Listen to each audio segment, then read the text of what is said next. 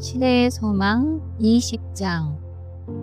너희는 표적과 기사를 보지 못하면 도무지 믿지 아니하리라. 예수님께서 사마리아에서 갈릴리로 올라가실 때 그 여정은 환영과 경계가 뒤섞인 길이었습니다.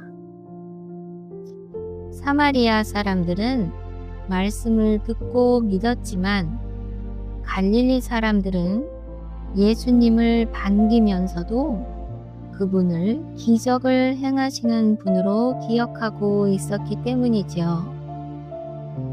그들은 예수님이 예루살렘에서 행하신 일을 보았고 다시 그런 표적을 기대하며 모여들었습니다. 예수님은 그 환영 속의 숨은 마음을 알고 계셨어요. 겉으로는 기쁨이었지만 그 기쁨의 뿌리가 말씀에 있지 않고 보았던 경험에 있다는 사실을 꿰뚫어 보고 계셨지요. 그래서 그분의 마음에는 기쁨보다 무거움이 먼저 자리했습니다. 믿음이 기적에 기대어 있을 때 그것은 쉽게 흔들릴 수 있기 때문입니다. 그때 한 사람이 급히 예수님께 달려왔습니다. 그는 왕의 신하였어요. 사회적으로는 권세 있는 사람이었고 사람들에게 명령을 내리는 위치에 있던 사람이었죠. 그러나 그 순간 그의 모습에는 권위도 체면도 남아있지 않았습니다. 그의 아들이 병들어 죽게 되었기 때문입니다. 이 아버지는 더 이상 명령할 수 없었어요. 대신 간절히 부탁해야 했죠. 그는 예수님께 와서 아들을 고쳐달라고 애원했습니다. 내려와서 직접 보고 손을 얹어 주셔야만 아이가 살 수 있을 것이라고 믿고 있었어요. 그의 믿음은 간절했지만 여전히 조건이 붙은 믿음이었습니다. 그때 예수님은 그를 향해 그리고 그 자리에 있던 모든 사람을 향해 말씀하셨어요. 너희는 표적과 기사를 보지 못하면 도무지 믿지 아니하리라. 요한복음 4장 48절. 이 말씀은 냉정해 보였지만 정죄가 아니라 진단이었습니다. 예수님은 병보다 더 깊은 곳에 있는 문제, 곧 믿음의 방향을 다루고 계셨지요. 왕의 신하는 그 말씀 앞에서 변명하지 않았어요. 논쟁하지도 않았지요. 그는 오직 아버지로서의 마음으로 다시 말합니다. 주여, 내 아이가 죽기 전에 내려가소서. 그의 믿음은 아직 완전하지 않았지만 붙잡을 분이 예수님 뿐이라는 사실만큼은 분명했습니다. 그때 예수님은 놀라운 선택을 하셨어요. 그분은 그와 함께 가지 않으신 거예요. 눈에 보이는 방식으로 믿음을 만족시키지 않으셨어요. 대신 말씀만으로 응답하셨습니다.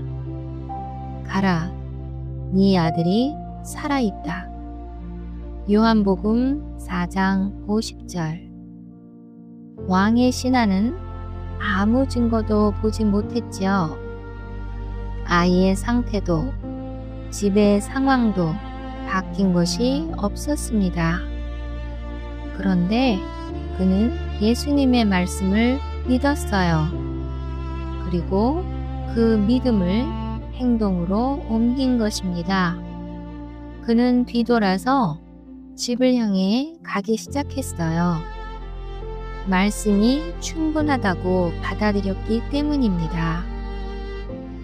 집으로 돌아가는 그의 발걸음은 이전과는 많이 달랐지요. 급히 뛰어가는 길이 아니라 말씀을 품고 걷는 길이었습니다. 불안이 다 사라졌다고 말할 수는 없었지만 마음 깊은 곳에는 설명할 수 없는 평안이 자리하고 있었어요. 믿음이 눈앞의 상황보다 앞서기 시작한 순간이었답니다. 길에서 종들이 그를 맞이합니다. 그리고 그들은 아이가 살아났다는 소식을 전했어요. 그때 왕의 신하는 묻습니다. 아이가 나아진 시간이 언제였는지를요. 그리고 그 시간이 예수님이 말씀하신 바로 그 시각이었음을 알게 됩니다. 이제 기적은 단순한 치유 사건이 아니게 됐어요. 그것은 말씀의 권위를 증언하는 사건이 되었습니다. 아이는 예수님이 계신 곳에서 멀리 떨어져 있었지만 예수님의 말씀은 거리를 상관하지 않았습니다. 예수님은 직접 내려가지 않으셨지만 생명은 이미 도착해 있었지요. 그 순간 왕의 신하의 믿음은 한 단계 더 깊어졌습니다. 그는 단지 아이가 낳았다는 사실만 믿은 것이 아니라 예수님의 말씀이 생명을 살리는 말씀이라는 것을 믿게 되었던 것이죠. 그래서 성경은 말합니다. 그와 그 온 집이 믿으니라. 요한복음 4장 53절. 이 믿음은 개인적인 감동에서 끝나지 않았어요. 아버지의 믿음은 가정 전체로 흘러갔습니다. 한 사람의 믿음이 가정의 방향을 바꾸었고 말씀을 신뢰하는 삶이 집안의 기초가 되었습니다. 이 이야기는 사마리아에서의 이야기와 분명한 대조를 이루고 있어요. 사마리아 사람들은 아무런 표적도 없이 말씀을 듣고 믿었으나 갈릴리 사람들은 표적을 보고서야 믿으려 했습니다. 예수님은 그 차이를 알고 계셨고 그래서 이 사건을 통해 말씀을 신뢰하는 믿음이 무엇인지를 보여주고 계셨지요. 예수님께서 행하신 이 표적은 갈릴리에서 행하신 두 번째 표적이었습니다. 그러나 그보다 더 중요한 것은 이 사건이 믿음의 방향을 바로 세우는 표적이었다는 사실입니다. 표적은 믿음을 돕지만 믿음의 기초가 될 수는 없어요. 눈으로 보는 것은 순간이지만 말씀을 붙드는 믿음은 삶 전체를 지탱합니다. 왕의 신하는 그 사실을 몸으로 배웠고 그의 믿음은 요구하는 믿음에서 신뢰하는 믿음으로 자라났습니다. 이 이야기는 오늘 우리에게도 묻습니다. 우리는 언제 믿으려 하는지 말입니다. 상황이 바뀌면 믿으려 하는지 아니면 말씀이 주어지면 먼저 순종하는지 말입니다. 예수님은 오늘도 우리에게 같은 초대를 하고 계세요.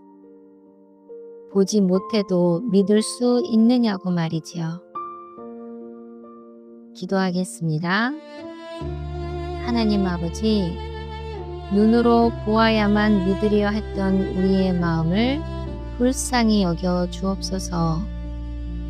상황보다 말씀을 먼저 붙드는 믿음을 우리에게 주소서. 아직 변화되지 않은 자리에서도 주님의 말씀이 이미 일하고 있음을 신뢰하게 하옵소서. 우리 가정과 삶이 말씀 위에 세워지기를 원합니다. 예수 그리스도의 이름으로 기도드립니다. 아멘.